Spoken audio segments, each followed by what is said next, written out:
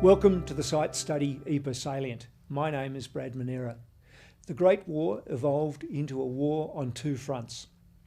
In the east, Russia and Germany. In the west, Germany and its enemies France, Belgium, Britain and its dominions. The term Western Front emerged very early in the war to describe a 700-kilometre long line of trenches running from the Swiss border all the way to the North Sea. It wound through France and the western part of Belgium, and it was the scene of some of the bloodiest actions of the Great War.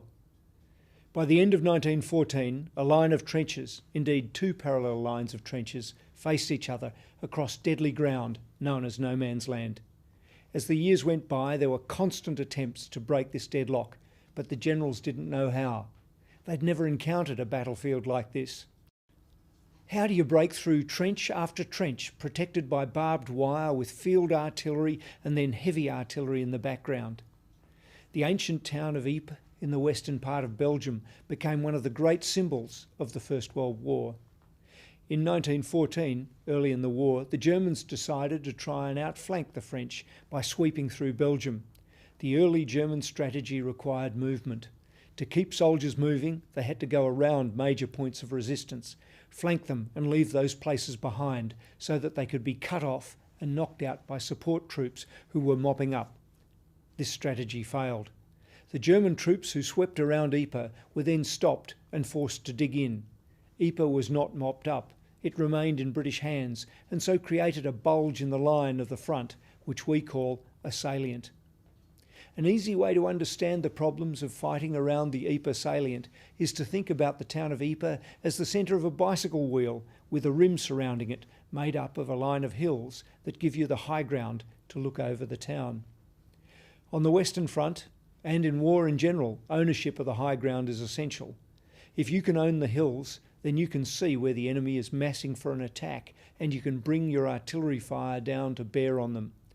You can bring your artillery fire to bear on their lines of communication, and you can see what the enemy is doing and where they are preparing to fight.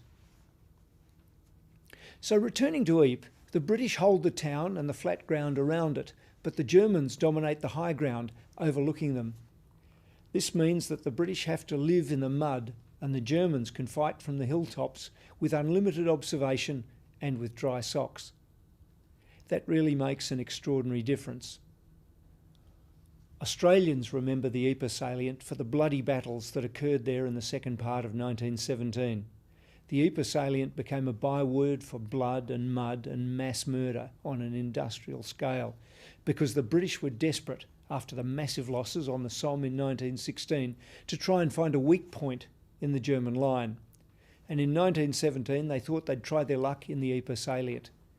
The tragedy was that the winter came early, and with such a high water table and the flat country in that part of Belgian Flanders, both armies got bogged down in the mire.